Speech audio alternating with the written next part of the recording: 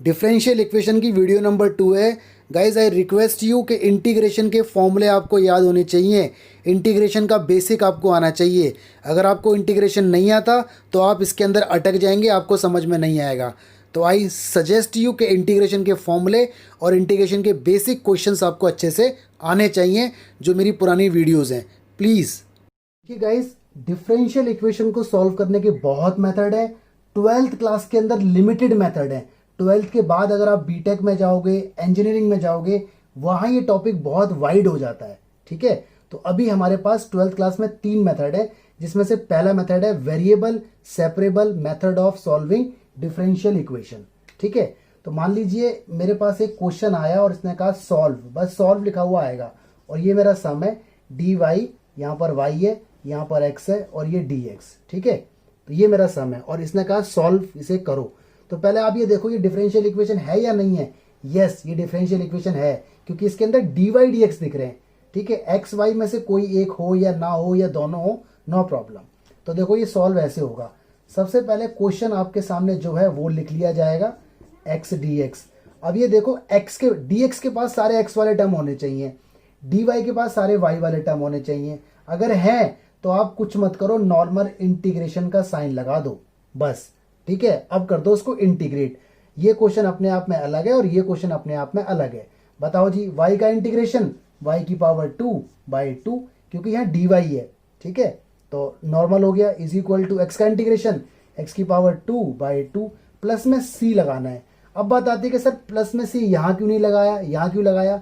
Actually देखो क्या हुआ होगा, यहाँ पर भी प्लस सी आया होगा इंटीग्रेशन के बाद और उधर भी प्लस सी आया होगा। अब ये सी अलग, ये सी अलग हो सकता है, ये 2 हो, ये 10 हो, ये 20 हो, ये 50 हो, दोनों कांस्टेंट अलग अलग हो सकते हैं। तो मैंने क्या किया, उधर का कांस्टेंट और इधर का कांस्टेंट उधर ले गया।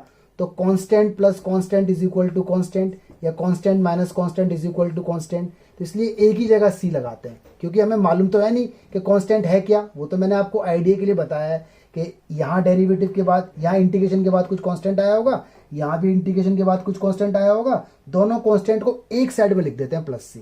ठीक है, तो हमेशा याद रखना डिफरेंशियल इक्वेशन में प्लस सी एक जगह लगाना है उस साइड में। तो दिस इज योर रिजल्ट। आप चाहो तो इसको थोड़ा सा और मैनिपुलेट कर सकते हो, लाइक दिस। 2 से मल्टीप्लाई तो x², ये क्या हो गया 2c, ये हो गया 2c। 2c को फिर दोबारा c लिखो और रीजन यहाँ पे आप दे देना कि 2c is equal to c। भाई constant into constant is also constant. तो this is your final result. तो हो क्या रहा है, उल्टा प्रोसेस हो रहा है। जो हमने प्रीवियस वीडियो में देखा था, वहां पर हमें कोई इक्वेशन दी होती थी और डिफरेंशियल इक्वेशन फॉर्म करनी होती थी। यहां पर डिफरेंशियल इक्वेशन दी हुई है और इक्वेशन फॉर्म करनी पड़ रही है। तो this is called variable separable method of solving differential equation, क्योंकि वेरिएबल सेपरेट हो जाते हैं, x अलग और y अलग। ठीक है, हमेशा y वाले को इधर रखना और x वाले को उधर रखना। और क्वेश्चन देखते हैं। गाइस, आपके सामने लिखा हुआ है सॉल्व डीई, फुल फॉर्म लिखी होगी, मेथड का नाम नहीं लिखा हुआ। तो आपको सिंपल पहले देखना है डिफरेंशियल इक्वेशन है, बिल्कुल है, क्योंकि dy dx अवेलेबल है, ये है बिल्कुल है, लेकिन साइन इनवर्स के अंदर बंद है। नो प्रॉब्लम, नो इशू, क्योंकि हमें यहाँ ऑर्डर और डिग्री थोड़ी बताना है, हमें तो सॉल्व करना है। तो x और y अलग अलग होने चाहिए। तो पहले इसको थोड़ा ठीक करो, dy/dx, इसे ऐसे करके बोल दूं e की पावर x इंटू e की पावर y। देखो बेस सेम है ना, मल्टीप्लाई होगा दोबारा यही बन जाएगा। तो इस तरह से सोचना पड़ेगा।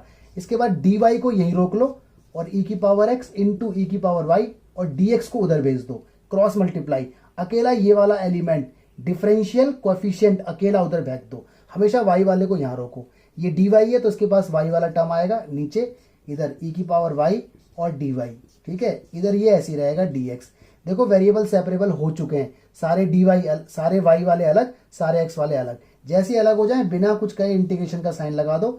e की पावर y को ऐसे लिख दो, e की पावर -y। ठीक है, ऊपर जाके नेगेटिव हो गया, ये रहेगा ऐसे, ये dx है। इसका इंटीग्रेशन यही रहेगा, सेम टू सेम। दोबारा डेरिवेटिव होगा y का तो -1 आएगा अपॉन में। ठीक है, y का डेरिवेटिव dy dx नहीं आएगा, क्योंकि विद रिस्पेक्ट टू y हो रहा है सारा काम। तो ध्यान रखना है, चेन रूल लगाइए, अपॉन में लगाओ -1 या यहाँ लगाओ, एक ही बात है। और इसका इंटीग्रेशन e की पावर x प्लस में c। This is your final result. ठीक है, या आप इसको थोड़ा सा मैनिपुलेट कर सकते हो, इसको उठा के उधर, या ये भी सही है। एक और देखो, मेरा न्यूमेरिकल नंबर 2, साइन इनवर्स। तो भाई ये dy dx तो अकेला होना चाहिए, तो इनवर्स यहाँ आएगा तो ट्रिग्नोमेट्री बन जाएगा साइन x। ये कितना है dy/dx, आपको मालूम है क्रॉस मल्टीप्लाई, तो dy ले आओ इधर और ये ले जाओ उधर। हमेशा dy को इस हाथ पे रखना। अब इंटीग्रेशन का लगा दो साइन, क्योंकि वेरिएबल सेपरेबल हो चुके हैं। यहाँ पे तो कुछ नहीं है, जब कुछ नहीं है तो इसका मतलब क्या है 1, तो 1 का इंटीग्रेशन y होता है, जैसे 1 का इंटीग्रेशन x होता है, अगर dx हो, यहाँ dy है तो y होगा, और साइन x का माइनस का cos x, प्लस में क्या आ गया c। तो देखो छोटे छोटे न्यूमेरिकल से मैं आपको सिखा रहा हूँ, तो कॉन्सेप्ट को सीखना, ठीक है। इंटीग्रेशन बहुत इजी बन रहा है। इंटीग्रेशन के फॉर्मूले अगर याद नहीं है तो दिक्कत हो जाएगी, तो इंटीग्रेशन के फॉर्मूले याद होने चाहिए, बात बन जाएगी, ठीक है। देखो इस क्वेश्चन को ऐसे भी लिखा जा सकता है, e की पावर x को उस साइड भेज दो, तो ये बन जाएगा -e की पावर x माइनस e की power -y is equal to c। इसके बाद माइनस से कर देना डिवाइड, तो सारा वो प्लस हो जाएगा और माइनस का c हो जाएगा, और माइनस के c को फिर से प्लस का c बोल सकते हो, ठीक है, क्योंकि c इज़ कांस्टेंट, माइनस हो प्लस हो नो फर्क। जी गाइस देखिए इसने कुछ नई बात लिखी है, इसने लिखा है find journal solution. Journal solution निकालना है डिफरेंशियल इक्वेशन का। तो डिफरेंशियल इक्वेशन के दो सॉल्यूशन होते हैं, एक होता है जर्नल, एक होता है पर्टिकुलर। एक जर्नल और एक पर्टिकुलर। तो हमेशा जर्नल सॉल्यूशन तो निकलता ही निकलता है, चाहे वो लिखे चाहे ना लिखे। जो अभी हमने 2-3 क्वेश्चन किए हैं वो उनका जर्नल सॉल्यूशन था। जर्नल सॉल्यूशन वो होता है जब आंसर +c की फॉर्म में आ जाता है, ठीक है। और पर्टिकुलर जब होता है जब हमें x और y की वैल्यू भी दे देता है। अभी देखना आने वाले टाइम में बताऊंगा। तो यहाँ पर जनरल सॉल्यूशन निकालना है। तो अगेन वेरिएबल सेपरेबल के बारे में सोचो, तो dy को यही रहने दो, ठीक है। ये 1 + y² है, और राइट ये 1 + x², ठीक है। और dx को इधर ले आता हूँ, वेरिएबल सेपरेबल की सोच रहा हूँ मैं, ठीक है, क्योंकि ये dy है तो उसके पास y वाले टर्म आएंगे, तो ये नीचे उतर के आ जाएगा इधर, अपॉन में 1 है तो इसे यहाँ उतार दो, तो कुछ ऐसा हो जाएगा 1 + y², dy रहेगा इस साइड में, और ये 1 + x² dx रहेगा इस साइड में। देखो वेरिएबल सेपरेबल हो चुके हैं, dy के पास सारे y वाले टर्म है, dx के पास x वाले। जैसे ही हो जाए इंटीग्रेशन का साइन लगा दो। सब बच्चों को मालूम है इसका इंटीग्रेशन। इसका इंटीग्रेशन क्या होता है, tan इनवर्स y। इंटीग्रेशन के फॉर्मूले अगर याद नहीं है तो वीडियो देखने का कोई बेनिफिट नहीं है, पहले फॉर्मूले रिवाइज कर लो, बार बार बोल रहा हूं। इसका इंटीग्रेशन क्या होगा, tan इनवर्स x प्लस में c। तो इसी को बोलते हैं journal solution. Journal solution normal solution होता है, इसके अंदर ये +c रहता है, ठीक है। तो देखो कितना इजी था ये क्वेश्चन, रिवर्स प्रोसेस है, रिवर्स प्रोसेस। इसको देखो, ये मेरा एक सम है, डिफरेंशियल इक्वेशन का जनरल सॉल्यूशन निकालना है। sec² x tan y dx एक टर्म है, sec² y tan x dy एक टर्म है, इज इक्वल टू में 0 लिखा हुआ है। इज इक्वल टू में क्या लिखा हुआ है बच्चों, 0, ठीक है जी। चलो तो सबसे पहले आप यहाँ पे क्या काम करने वाले हो, आप यहाँ पे सोचो कि कैसे भी करके dy एक तरफ आ जाए, तो dy टर्म को यही रोक लो, sec² y tan x और dy इसको यही रोक लो, इज इक्वल टू इस पूरे टर्म को वहां ले जाओ तो माइनस का हो जाएगा, है ना, sec² x tan y और dx। बहुत सिंपल है, ठीक है। इसके बाद देखो ये dy है, तो ये y वाला यहाँ पे ये फालतू है, इसे यहाँ से हटाओ, इसको अपॉन में भेज दो। उधर ये फालतू है dx के पास, इसे यहाँ से इधर ले आओ, तो ये हो जाएगा sec² y, उधर से tan y अपॉन में आ गया, ये dy है, इधर हो जाएगा माइनस का sec² x, इधर से tan x अपॉन में चला गया, ये dx है। वेरिएबल सेपरेबल हो चुके हैं, सारे y इकट्ठे सारे x इकट्ठे, इंटीग्रेशन का साइन लगा दो, ठीक है। माइनस को नहीं छेड़ना, माइनस जहां है वहीं रहने दो, उसे यहां नहीं लेके जाना। अब करो इंटीग्रेशन। तो अगेन इंटीग्रेशन की टेक्निक आपको आनी चाहिए। देखो नीचे का डेरिवेटिव ऊपर है, तो याद करो जब भी ऐसा होता था तो आप लेट करते थे, tan y को t, डेरिवेटिव इसका आएगा sec² y dy is equal to dt। Question ये रिप्लेस हो जाएगा dt से। इंटीग्रेशन आना चाहिए आपको, पहली 3 वीडियो मेरी, तो पहली 3 वीडियो इंटीग्रेशन की देख लो, तब समझ में आएगा ये, ठीक है। तो ये रिप्लेस हो गया dt से, 1/t बचा, ठीक है जी। उधर भी करो लेट, क्या tan x को क्या मान लूँ, v मान लेता हूँ, क्योंकि t अलग है v अलग है। डेरिवेटिव होगा तो इसका आएगा sec² x dx और v का dv, और क्वेश्चन बदल जाएगा मेरा ऐसे, ये रिप्लेस किसमें, dv में, और नीचे आ गया 1/v। 1/t का इंटीग्रेशन log t, इसका log v, ठीक है, प्लस में क्या आ गया। देखो जब सारे लॉग में आते हैं ना, ये भी लॉग में ये भी लॉग में, तो कांस्टेंट को भी लॉग में लिखते हैं, log c। ये इंपॉर्टेंट बात है, मैंने यहाँ स्टार लगा दिया। कब, जब मेजोरिटी लॉग में आ जाती है या सारे लॉग में आते हैं, ये भी लॉग में ये भी लॉग में, तो कांस्टेंट को भी लॉग में लिखते हैं। ये बात ध्यान रखना, आगे समय तक ये बात लंबे समय तक जाएगी। आगे देखो ये log t रहेगा, नो प्रॉब्लम। यहाँ लगा दो formula log m minus log n, आपको मालूम होगा formula log m minus log n is equal to होता है log m अपॉन n। तो m कौन है? प्लस वाला, तो ये हो गया log c अपॉन v, इस तरह से हो गया। ये भी log, ये भी log, बीच में कुछ नहीं है तो log से log कैंसिल हो जाता है, तो t इज इक्वल टू आ गया c अपॉन v। ठीक है, जगह नहीं बची तो मैं यहाँ पर इसको सॉल्व कर रहा हूँ, क्रॉस मल्टीप्लाई कर दो, ये हो गया t v is equal to c. टी की वैल्यू वापस दो, टी की वैल्यू थी 10y, ठीक है, v की वैल्यू थी 10x इज इक्वल टू कितना है? c। This is your journal solution. ठीक है, तो यहाँ से देखो यहाँ जा रहा है ये, तो ध्यान रखना। और ये वाली बात ध्यान रखना, जब सारे लॉग में हो तो कांस्टेंट भी लॉग में आता है, प्लस log c। ठीक है जी, तो ये जर्नल सॉल्यूशन था। नया क्वेश्चन आपके सामने, इसने लिखा है फाइंड पर्टिकुलर सॉल्यूशन। देखो आ गया ना पर्टिकुलर सॉल्यूशन, तो पर्टिकुलर सॉल्यूशन निकालने के लिए जब ही बोलेगा जब देखो y और x की वैल्यू दी होगी। तो देखो ये वैल्यू हमें दी हुई है, तो इसका मतलब ये नहीं कि जनरल सॉल्यूशन नहीं निकलेगा, पहले जनरल सॉल्यूशन ही निकलेगा, उसके बाद इसका यूज होगा। इसका मतलब y की वैल्यू 1 और x की वैल्यू 0। और मजे की बात, एग्जाम में ये ऐसे ना दे करके ऐसे भी दिया होता है, y यहाँ 0 इज इक्वल टू 1। इसका मतलब y की वैल्यू 1 है, जो दिख रहा है ना इक्वल में वो इसकी वैल्यू है, और जो नहीं दिख रहा वो x की वैल्यू है। अगर ये ऐसे ना लिखा होता तो ऐसे करके लिखा होता, इज इक्वल टू 0। इसका मतलब x की वैल्यू 0 है और जो नहीं दिख रहा वो y है, जो दिख रहा है वो तो वही है, जैसे x is equal to something और जो नहीं है वो समझ लो y है। तो एग्जाम में ऐसे तो देता ही है, कभी कभी ऐसे भी देता है, ज्यादातर ऐसे करके देता है एग्जाम में, ऐसे करके, तो आप समझ जाना। ठीक है, सीबीएसई में ऐसे आता है, y ब्रैकेट में कुछ इज इक्वल टू समथिंग, तो जो इक्वल में है वो ये वाली वैल्यू है, जो बाहर वाली है, अंदर जो नहीं दिख रहा, कौन नहीं दिख रहा? x, तो ये x की वैल्यू हो जाएगी। और अगर ऐसे है तो वही वाला जो दिख रहा है वो इक्वल वाली वैल्यू है, जो अंदर है वो है जो नहीं दिख रहा, जैसे y नहीं है तो y की वैल्यू है। कंफ्यूज मत हो जाना, दिख रहा है नहीं दिख रहा, सिंपल है, x इज इक्वल टू 0 तो ये y की वैल्यू है, y इज इक्वल टू 1 तो ये x की वैल्यू है, खत्म। ऐसे दे देगा तो साफ पता चल जाता है, ऐसे दे देगा तो ध्यान रखना। ठीक है, तो पर्टिकुलर सॉल्यूशन निकालना है, लेकिन जर्नल तो निकलेगा। तो देखो सॉल्यूशन स्टार्ट होता है यहां से, dy by d x is equal to y plus 10x, इसको एंड में यूज करेंगे।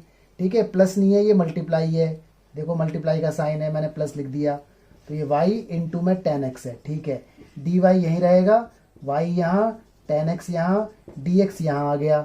अब y के पास y वाले टर्म जाएंगे, ये यहाँ से हट के इधर जाएगा, तो 1 अपॉन वाई, ये dy, ये 10x यहीं रहेगा, this is dx। Variable separable हो चुके हैं तो इंटीग्रेशन का साइन लगा दो। 1 अपॉन वाई का सबको पता है log y, ठीक है, 10x का सबको पता है log sec x, मर्जी है log sec लिखो या माइनस log cos लिखो, कोई भी, सारे log में है तो प्लस भी log में आएगा। log के लगा दो रूल, अगर लग सकते हैं तो लग सकता है, log m प्लस log n, प्लस है यहाँ भी प्लस है तो मल्टीप्लाई में हो जाता है c sec x, ऐसे बन जाएगा ये भाई, log m प्लस log n log mn ऐसा हो जाता है, माइनस में होता है तो डिवाइड में, log से log cancel, y is equal to क्या आ गया? c sec x। ये जर्नल सॉल्यूशन है आपका, तो जर्नल सॉल्यूशन तो हमेशा निकलेगा। ठीक है, लेकिन हमसे डिमांड की गई है पर्टिकुलर सॉल्यूशन की, तो पर्टिकुलर के लिए अब इसका इस्तेमाल होगा इसमें। तो ऑन पुटिंग, यहाँ लिखा जाएगा ऑन पुटिंग y की वैल्यू 1 और x की वैल्यू 0 इन फर्स्ट, तो फर्स्ट में ये सारी वैल्यू पुट कर दो। यहाँ y है तो 1 डालो, c as it is, sec यहाँ x है तो x की वैल्यू 0 डालो, ये आ गया 1, ये c sec 0 1 होता है तो c की वैल्यू 1 आ गई। एक्चुअली पर्टिकुलर सॉल्यूशन का मतलब है कांस्टेंट निकालना, तो कांस्टेंट निकल गया। अब दोबारा फर्स्ट में चले जाओ, तो y is equal to c sec x था, ये था c sec x, c की जगह c की वैल्यू, तो c की वैल्यू कितनी है 1, ये 1 लिखने की जरूरत है नहीं क्योंकि sec इंटू 1 sec ही रहेगा, तो this is your particular solution. ठीक है, तो पर्टिकुलर सॉल्यूशन कोई नई बात नहीं है, जनरल सॉल्यूशन तो आएगा ही आएगा, जब आंसर आ जाए तो ये वैल्यूज डाल देना, ये वैल्यू एग्जाम में ऐसे भी आ सकती है, समझ जाना। ठीक है जी, और क्वेश्चन देखते हैं। तो गाइस एक न्यूमेरिकल और आ गया, find particular solution of given differential equation, cos का एंगल डेरिवेटिव है इज इक्वल टू a, और देखो ये दिया हुआ है y 0 इज इक्वल टू 2, मतलब y इज इक्वल टू 2 है, जो दिख रहा है y की वैल्यू तो वही है जो दिख रही है, और जो ब्रैकेट में है वो है जो नहीं दिख रहा। कौन नहीं दिख रहा? x, तो ये x की वैल्यू है। ठीक है, कंफ्यूज मत हो जाना। अब देखो ये अपॉन, ये डिवाइड एक्स इसके अंदर है बाहर है, हमें कोई मतलब नहीं है, हमें कौन सा ऑर्डर और डिग्री बताना है, हमें तो सॉल्व करना है। तो पहले जनरल सोल्यूशन तो निकलेगा, इसको ठीक करो, dy by d x is equal to, cos उधर जाएगा तो ये ट्रिगो है, ट्रिगो अपनी जगह बदलेगी तो इनवर्स बन जाएगा, कॉस इनवर्स ए हो गया। ठीक है, अब कर दो जी dx को हमेशा हम उधर भेजते हैं, तो dy ये हो गया कॉस इनवर्स ए और dx उधर। अब लगा दो इंटीग्रेशन। बात आती है सर वेरिएबल तो सेपरेबल हुए नहीं, वेरिएबल है ही नहीं इसके अंदर, y है ही नहीं, ये क्या चीज़ है, ये तो कांस्टेंट है भाई, इसमें ना x है ना y है, तो कांस्टेंट ऐसे ही रहता है। यहाँ 1 है, 1 का इंटीग्रेशन y हो गया और कॉस इनवर्स का ऐसे ही रहेगा ये। ठीक है, साथ में x लग जाएगा बस, x जैसे 2 का इंटीग्रेशन 2x, ऐसी 4 का इंटीग्रेशन 4x, ऐसी इस कांस्टेंट का इंटीग्रेशन x। ठीक है, ये लग गया, बल्कि यहाँ लगाओ ताकि कंफ्यूजन ना हो, और प्लस में क्या आएगा c। तो ये है आपका जर्नल सॉल्यूशन। यहाँ क्यों मैंने लगाया, अगर मैं x इसके आगे लगाता तो टीचर कंफ्यूज हो जाता, वो सोचता है x इसका एंगल है, बट एंगल थोड़ी है वो, तो x तो इसकी वजह से आया डी इसकी वजह से। तो ये आपका क्या है, जनरल सॉल्यूशन। अब इसका यूज होगा, तो ऑन पुटिंग आप देखो y की जगह तो 2 रखोगे क्योंकि y की वैल्यू 2 दिख रही है, और जो ब्रैकेट में है वो x की वैल्यू है। चलो पुट करो, y की जगह कितना आएगा 2, x की जगह कितना आएगा 0, तो सारे 0 हो जाएगा। c हमारा मकसद है c निकालना, देखो c निकल गया। c निकलते ही हम चले जाते हैं फर्स्ट में, यानी जो जनरल सॉल्यूशन आया था x cos inverse a, c की जगह रख दो कितना 2, तो ये मेरा आंसर है। या मैं इसे और भी सॉल्व कर सकता हूँ, y माइनस 2 इधर ले आया, x cos inverse a, x upon में आ गया y माइनस 2 अपॉन x, ये कॉस इनवर्स a और कॉस में यहाँ ले गया, तो y minus 2 upon x is equal to a। ये भी मेरा आंसर हो सकता है। बात आती है हमें कैसे पता चलेगा, तो जैसा देश वैसा भेस, आंसर कॉस के अंदर समथिंग है तो आप भी कॉस के अंदर समथिंग में छोड़ो। ठीक है, तो ऐसे करके पता चलता है। तो ये सारे थे पर्टिकुलर सॉल्यूशन। जी 2 क्वेश्चन और कह रहा है फाइंड पर्टिकुलर सॉल्यूशन। ठीक है, ये इसका आंसर है ये वाला, और ये वाला आंसर इस वाले क्वेश्चन का है। तो ये एक्सप्रेशन है x1 इज इक्वल टू 0, मतलब x की वैल्यू 0 है और ये y की है, y2 इज इक्वल टू 0, मतलब y की वैल्यू 0 है और ये x की है। ठीक है, तो मैं आपको हिंट देके छोड़ता हूँ, ये आंसर लेके आना है आपको। तो देखो पहले तो dy dx है ना, तो मैं इसे ऐसे लिख दूँ dy upon dx is equal to, x वाला पोर्शन इसके पास जाना चाहिए, तो 2x स्क्वायर प्लस x, और अपॉन में ये सारा आ जाएगा। मैं इसमें ना कॉमन भी ले लूँगा, तो इसे ऐसे लिख रहा हूँ x square x plus one common x plus one, like this. Okay, ये हो गया डी आई, 2x स्क्वायर है प्लस में x है, ये हो गया जी x प्लस 1, एक ब्रैकेट कॉमन आ गया दोबारा, एक्स स्क्वायर प्लस 1 और dx। अब इंटीग्रेशन अलग अलग, यहाँ 1 है, 1 का तो आ जाएगा y, और इसमें लगेगा पार्शियल फ्रैक्शन। तो जिसको इंटीग्रेशन की मेरी वीडियो नंबर 6 नहीं आती, उससे ये क्वेश्चन सॉल्व नहीं हो पाएगा। तो पार्शियल फ्रैक्शन से इसे सॉल्व करो, सॉल्व के बाद आपका आंसर ये आएगा। ठीक है, अच्छा आंसर थोड़ा उबड़ खाबड़ आएगा, लाइक लॉग दिस, ये लॉग अलग होगा, ये लॉग अलग होगा, तो लॉग की प्रॉपर्टी लगने के बाद कंबाइंड करोगे तो आंसर आएगा ये वाला। ठीक है, तो ये क्वेश्चन CYS इंटीग्रेशन आना चाहिए आपको, तभी समझ में आएगा ये।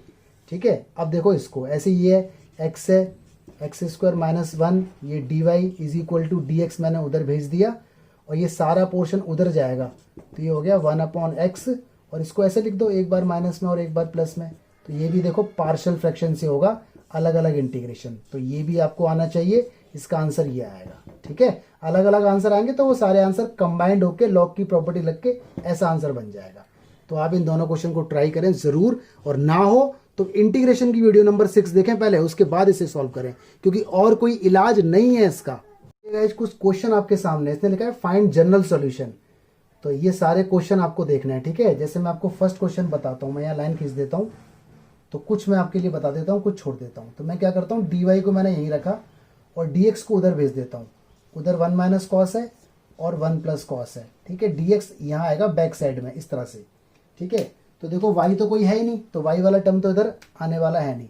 अब लगा दूंगा लगे हाथों में इंटीग्रेशन, है ना, तो यहाँ तो ये 1 है, कुछ भी नहीं है। इंटीग्रेशन सबका ना एक ही साथ खोलना, तो हालांकि आपको इसका मालूम है लेकिन इसका नहीं मालूम, तो एक साथ खोलना। तो 1 माइनस कॉस का formula 2 sine square x by 2। देखो इंटीग्रेशन इसमें सारे वही हैं जो हम इंटीग्रेशन की वीडियो में सीख चुके हैं, तो आई रिक्वेस्ट यू पहले वो वीडियो देखें, रिवाइज करें पुरानी कॉपी में। ये 2 से 2 कट, ये बना tan स्क्वायर, और हर बच्चे को मालूम है tan स्क्वायर का इंटीग्रेशन नहीं होता, तो ये 1 dy, तो tan स्क्वायर को लिख देते हैं कैसे, sec square x by 2 minus 1 करके। अब इसका इंटीग्रेशन इजीली हो जाएगा। 1 का इंटीग्रेशन क्या हो गया y इधर, और sec स्क्वायर का इंटीग्रेशन क्या होता है tan x बाई 2, दोबारा x बाई 2 का डेरिवेटिव होगा तो अपॉन में आता है 1 अपॉन 2, चेन रूल, प्लस में ये 1 का इंटीग्रेशन x हो जाएगा और प्लस में क्या हो गया c। ठीक है जी, आगे बढ़ो। 2 कहाँ पहुंचा ऊपर, तो ये आ गया 2 tan x by 2 minus x plus c. This is your result. अच्छा, एक ट्रिक याद रखना आंसर लाने की, y का answer in terms of x लेके आना, मतलब एक वेरिएबल का answer in terms of other variable. Equation बननी चाहिए y is equal to something, तो y के साथ अगर कोई नंबर यहां वहां आ जाए तो सबको उधर फेंक देना, उधर भेज देना। ठीक है, तो ये इसका आंसर है। आगे देखते हैं क्वेश्चन नंबर 2। क्वेश्चन नंबर 2 में क्या है, dy है, उधर 4 माइनस वाई स्क्वायर, उधर हो गया dx। ये मैं अपॉन में ले आया क्योंकि y वाले के साथ y वाला। 4 को मैं लिख दूंगा 2 का स्क्वायर और ये माइनस का y स्क्वायर, ये dy। उधर कुछ नहीं है तो dx, तो 1। यहाँ भी इंटीग्रेशन। अब सब बच्चों को मालूम है इसका फॉर्मूला होता है sine inverse y upon a. ठीक है, 9 फॉर्मूले वाली वीडियो, इंटीग्रेशन अगेन, इसका formula sine inverse x upon a. x यहाँ पर y है और 1 का इंटीग्रेशन क्या हो गया, x प्लस में c। तो देखो यहाँ मत छोड़ना, मेरी रिकमेंडेशन ये है कि y का answer in terms of x लेके आना, तो इसे और सॉल्व करो। तो ये इनवर्स अपनी जगह बदलेगा, वहां जाएगा तो ट्रिगो बन जाएगा साइन, एंगल इसके अंदर ही आ जाएगा पूरा, ये पूरा इसका एंगल बन जाएगा कांस्टेंट समेत। 2 को फेंक दो उधर क्रॉस मल्टीप्लाई में, तो 2 साइन एक्स प्लस सी। देखो इस टाइप से आंसर लेके आना। तो ये आंसर लाने की टेक्निक मैंने आपको बताई है कि एक वेरिएबल का answer in terms of other variable, जो भी इधर हो सबको उधर फेंकते रहो धीरे धीरे। This is the answer. ठीक है, और देखो ये जी क्वेश्चन नंबर 3 मैंने यहाँ पे लिया, ये मैंने लिया क्वेश्चन, y को मैंने उधर फेंका, माइनस में चला गया, dx को मैं यहाँ ले आया, ये y वाला पूरा पोर्शन अपॉन में आ गया, इंटीग्रेशन का साइन लगा दो, यहाँ कुछ नहीं है तो 1 लिख दो। 1 अपॉन लीनियर इक्वेशन का इंटीग्रेशन लॉग में होता है, याद करो। 1 अपॉन एक्स का integration log x, 1 upon linear equation y की पावर 1 है तो लॉग। लेकिन यह सावधानी, इसका दोबारा डेरिवेटिव भी होगा, तो 1 का 0 और y का -1, तो -1 अपॉन में, ये माइनस वहां फेंक दो, तो ये सारा माइनस का हो गया। ठीक है, अब देखो लॉग का बेस क्या होता है, ई, क्योंकि मेरा मकसद, मैंने आपको कहा था एक वेरिएबल का answer in terms of other variable निकालना है, तो इसलिए मैं y की वैल्यू निकालना चाहता हूं। तो लॉग का बेस आपको याद होगा हमेशा ई होता है, चाहे यहां लिखा हो चाहे ना लिखा हो। तो लॉग जैसे ही यहां से हटेगा, ये वाली वैल्यू ई की पावर बन जाएगी, ऐसे करके माइनस अंदर भेज दो। ठीक है जी, तो अगले स्टेप में देखो क्या होगा, 1 माइनस ये पोर्शन आ गया इस साइड, माइनस एक्स और minus c is equal to क्या आ गया, y। तो मेरे पास y की वैल्यू कुछ ऐसी हो गई, 1 माइनस ई की पावर माइनस एक्स इंटू ई की पावर माइनस सी, क्योंकि पावर अगर इस तरह से ब्रेक हो सकती है, बेस से मैं पावर ऐड होके दोबारा यही बनेगा। आगे देखो, एक्चुअली मुझे आंसर में ना c अलग से दिखाना है, ऐसा हो गया, तो इसको मैं ऐसे बोल सकता हूं अलग से कांस्टेंट, ऐसे करके तो लेट कर सकता हूं ई की पावर माइनस सी को c, क्योंकि पूरा कांस्टेंट को मैं कांस्टेंट ही बोलूंगा। तो मेरा आंसर ये आ गया 1 माइनस ई की पावर माइनस एक्स सी। तो दिस इज माई रिजल्ट। ठीक है, एनसीईआरटी में देखोगे तो वहां पर ना प्लस लिखा हुआ है, प्लस और सी की जगह ए लिखा हुआ है, तो उसने क्या किया होगा एनसीईआरटी में, ई की पावर माइनस सी को ना माइनस का ए मान लिया होगा। तो यहां पर ई की पावर माइनस सी हटेगा और माइनस का ए आएगा, तो 1 प्लस ए ई की पावर माइनस एक्स आपका आंसर आ जाएगा। But this is also correct. भाई कांस्टेंट को सी लिख दो, ए लिख दो, ए की बात है, तो माइनस इसने इसलिए माना ताकि ये प्लस बन जाए। Okay, but this is also correct. NCERT में आपका आंसर ये है, y is equal to 1 plus a e की पावर माइनस एक्स। लेकिन आपको रीजन मालूम है कि ये आंसर क्यों है, बट अगर सीबीएसई में आएगा तो आप यहां पर भी छोड़ सकते हो। ठीक है, लेकिन कोशिश करना कि ये लिख के आओ, तो ध्यान रखना आप, दोनों ही ठीक है। देखिए कुछ क्वेश्चन, तो ये सारे हो गए। क्वेश्चन नंबर 6 देखते हैं पहले। ये dy है, मैंने क्या किया, dx उधर भेज दिया, तो ये dx हो गया। अब लगा दो उसका इंटीग्रेशन, यहाँ y है dy, यहाँ कुछ नहीं है तो साइन इनवर्स x। अब याद करो बाय पार्ट, साइन इनवर्स का इंटीग्रेशन नहीं होता तो यहाँ 1 इंटू मान के बाय पार्ट लगाते थे। ठीक है, तो पुरानी वीडियो आपको आनी चाहिए तब ये क्वेश्चन सॉल्व होगा, तो खुद सॉल्व करना इंटीग्रेशन रिवाइज करने के बाद। ओके, और देखते हैं क्वेश्चन नंबर देखते हैं 5। यहाँ पे क्या, y ये वाला माइनस का x और dy इधर रोक लो और इसको उठा के उधर ले जाओ, तो माइनस का हो जाएगा y log y और dx। y वाला सारा पोर्शन अपॉन में, माइनस से माइनस हो गया कट, तो y log y अपॉन में इधर हो गया, dy उधर 1 अपॉन एक्स चला गया, और ये dx अलग अलग इंटीग्रेशन। ठीक है, यहाँ पर आपको मालूम है log y का डेरिवेटिव अवेलेबल है, तो t मान लो, log का डेरिवेटिव 1 अपॉन y dy, ठीक है, इज इक्वल टू क्या आएगा, dt। तो क्वेश्चन बन जाएगा क्या मेरा, 1 अपॉन y dy रिप्लेस किसमें, dt में, और 1 अपॉन t। इंटीग्रेशन आना चाहिए, मैं पहले बता रहा हूँ आपको, वरना दिक्कत हो जाएगी। इसका इंटीग्रेशन क्या होगा, log t, इसका क्या होगा log x, जब सारे इसमें है तो ये भी log c। इसके आगे आप सॉल्व करना जानते हैं, log m प्लस log n का रूल लगेगा और log से log कट के t की वैल्यू वापस भी दे देना। ठीक है जी। चलो गाइस 2 क्वेश्चन और रह गए थे। देखो ये वाला क्वेश्चन का मैंने आपको हिंट दिया, मैंने क्या किया, dy को तो यहीं रखा, इसको उठा के उधर ले गया तो माइनस का प्लस हो गया। ये वाला पूरा पोर्शन x का है, डिवाइड में गया। अब लगा दो अलग अलग इंटीग्रेशन, यहाँ 1 है, कुछ नहीं है तो, और यहाँ देखो नीचे का डेरिवेटिव ऊपर, ऊपर का डेरिवेटिव नीचे। जब भी दोनों ऑप्शन खुले रहते हैं तो नीचे वाले को t मानते हैं, t माना, इसका डेरिवेटिव ex, इसका e की पावर माइनस एक्स, दोबारा होगा तो माइनस आएगा, यहाँ dx, यहाँ dt। इसके बाद खुद सॉल्व कर लेना। ठीक है, यहाँ पर भी देखो मैंने क्या किया, dy वाले पोर्शन को रोक लिया इधर और इसको उठा के उधर फेंका, तो प्लस है तो माइनस हो गया। ये tan y इधर बेकार है तो अपॉन में ले आओ, इधर ये सब बेकार है x वाला, उधर ले जाओ, अलग अलग लगा दो इंटीग्रेशन, इसको लेट करो t, इसको लेट करो v, डेरिवेटिव है, इसके बाद सॉल्व कर लेना, यू विल गेट रिजल्ट। ठीक है, अगर आपको इनके आंसर देखना है तो एक्सरसाइज में 9.4 देखना। ठीक है, आपको सारे आंसर मिल जाएंगे।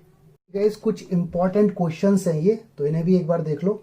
लॉग अंदर ये बंद है इसके, और ये y इज इक्वल टू 0 पे 0, ये इसका आंसर है। ठीक है, तो आपको मालूम है लॉग का बेस e होता है, तो जब लॉग यहाँ से हटेगा, क्योंकि dy dx हमें करना है आज़ाद, जब लॉग यहाँ से हटेगा तो e की पावर ये सारा बन जाएगा, तो e की पावर 3x प्लस 4y।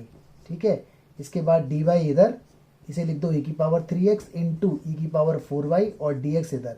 इसके बाद आपको ये क्वेश्चन आता है। ठीक है, dy के पॉन में ये भेज देना, फिर सॉल्व कर लेना। ऐसे देखो क्वेश्चन ये रहा, तो इसमें क्या करना पड़ेगा, dy बाई dx तो यहीं रोको और इसे पूरे पोर्शन को उधर ले जाओ तो माइनस में, और अलग अलग रूट बना लो इस तरह से। तो ऐसा क्वेश्चन वीडियो के स्टार्ट में हमने देखा था। इसके बाद dx ले आओ इस साइड, वेरिएबल सेपरेबल, सॉल्व करोगे you will get this answer. ऐसे एक क्वेश्चन देखो मेरे पास ये है, यहाँ पर भी आप क्या काम करना, dy वाले पोर्शन को तो रोक के रखो इधर, e की पावर 2x, और dy उसे उधर ले जाओ dx वाले को, तो minus 1 plus y square, this is e की power x and dx, y वाला इधर ले आओ तो 1 upon 1 plus y square dy, और ये माइनस है, माइनस को नहीं कभी छेड़ते, e की पावर x है, और ये क्या है 1 प्लस e की पावर 2x, देखो 2x है, इसे ऐसे लिखना 1 प्लस e की पावर x की पावर 2। ठीक है, बात वही है, ये dx अलग अलग इंटीग्रेशन, इसका तो सीधा हो जाएगा tan इनवर्स, इसमें लेट हो जाएगा। ऐसे ही ये क्वेश्चन है, इसमें भी ये पूरा पोर्शन वेरिएबल सेपरेबल की मदद से करना, तो यू विल गेट आंसर। इसका आंसर ये वाला आएगा। ठीक है, इंपॉर्टेंट क्वेश्चन है, जरूर करना, छोड़ना मत इन्हें। तो देखो वर्ड प्रॉब्लम अगर आएगी तो वहां पे कर्व दिया होगा, कर्व लिखा होगा, ठीक है, और वहां बोलेगा स्लोप या ग्रेडियंट, स्लोप या ग्रेडियंट, तो इसका मतलब होता है dy बाई dx, ये ध्यान रखना। तो स्लोप का मतलब dy बाई dx, ग्रेडियंट का मतलब भी dy बाई dx, या बोलेगा चेंज इन कर्व, इसका मतलब भी dy बाई dx। तो इसके ऊपर कुछ न्यूमेरिकल देखते हैं। ठीक है, ये कुछ क्वेश्चन स्क्रीन पर दिख रहे हैं, तो मैं आपको बता रहा हूं 18, ध्यान से देखना। इसने कहा at any point x y of the curve, कोई पॉइंट हो गया, यानी एक पॉइंट हमें दे दिया गया x, y, alright. Slope of tangent is twice, slope of tangent मतलब dy बाई dx। आपको मालूम है जब भी स्लोप की बात होगी तो dy बाई dx लिखूंगा। ठीक है जी, slope of tangent is twice, twice का मतलब 2 टाइम्स। ठीक है, slope of line, slope of line है ना, स्लोप ऑफ लाइन, अब लाइन के बारे में जानकारी अभी नहीं है। ठीक है, joining the point to the contact this, मतलब कोई लाइन है तो एक पॉइंट हमारे पास ये रहा और एक पॉइंट हमारे पास कोई ये रहा, जो कि है -4, -3। ठीक है, तो क्वेश्चन हमारा कंप्लीट होता है। ये dy बाई dx है, स्लोप ऑफ टेंजेंट ये 2 टाइम्स, और स्लोप ऑफ लाइन याद करो 11th क्लास में 2 पॉइंट दिए होते थे तो स्लोप निकालने का फॉर्मूला होता था y2 minus y1 upon x2 minus x1, याद है पॉइंट पॉइंट फॉर्मूला। तो इसी अप्रोच को लेके आगे चलना पड़ेगा, y2 माइनस y1, यानी किसी को भी बोल दो x1 y1, किसी को भी x2 y2, कोई दिक्कत नहीं है। तो मैं बोल रहा हूँ y माइनस 3, तो y प्लस 3 हो गया भाई, y प्लस 3। ठीक है, और ऐसी x माइनस 4, तो x प्लस 4 हो गया। आपकी मर्जी है, अगर आप ऐसे करके बोलते -3 माइनस y, तो आता -3 माइनस y, और नीचे आता -4 माइनस x, माइनस कॉमन लेते तब भी वही रिजल्ट आता। ठीक है, तो देखो ये मेरा बन गया डिफरेंशियल इक्वेशन का क्वेश्चन, मल्टीप्लाई हो जाएगा तो 2y प्लस 6 अपॉन में कितना है x प्लस 4। ठीक है, या 2 को मत छेड़ो, 2 को आप ऐसे ही रहने दो, और dx को फेंक दो उधर, तो y plus 3, this is y plus 3, x+4 और dx, और ये y वाला पोर्शन ले आओ नीचे, y+3 अलग अलग इंटीग्रेशन हो गया, 2 को मत छेड़ो, ये x+4 और ये dx, इसका लॉग में आएगा, इसका भी लॉग में आएगा, तो प्लस सी भी लॉग में आएगा, ठीक है। इसके बाद जैसे देखो इसका जब लॉग में आएगा तो कुछ ऐसा आ जाएगा 2 log x+4, ठीक है। इसका जो होगा वो होगा प्लस सी जो भी होगा।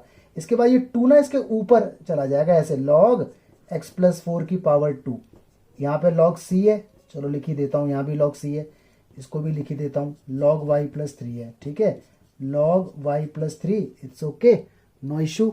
अब देखो क्या होने वाला है, ये log m प्लस log n, log mn हो जाएगा, यानी c और x+4 की पावर 2, इसके बाद log से log कैंसिल होगा। इसके बाद देखो इसने क्या कहा है, इसने कहा पासिंग पॉइंट -2,1 है, ये वही है x की वैल्यू -2 और y की वैल्यू 1, ये पर्टिकुलर सॉल्यूशन निकालने के लिए। तो जब आंसर आ जाए ना इसका जनरल सॉल्यूशन, तो उसमें x की जगह -2 और y की जगह 1 डाल देना, तो आपका परफेक्ट आंसर आ जाएगा, ठीक है। तो इन क्वेश्चनों को आप ट्राई करो अच्छे से। गाइस क्वेश्चन नंबर 15 भी एक बार देख लो। ये जो y डैश है इसका मतलब है dy/dx इज इक्वल टू में ex इंटू साइन एक्स है, तो dx उधर भेज देना, इसके बाद बाय पार्ट, और ये क्वेश्चन बन जाएगा नॉन टर्मिनेटिंग, इंटीग्रेशन आना चाहिए, ठीक है। और जब आंसर आ जाएगा तो उसमें x की जगह 0 और y की जगह 0, पर्टिकुलर सॉल्यूशन देखो ब्रैकेट में दिया हुआ ना ऊपर 0 0।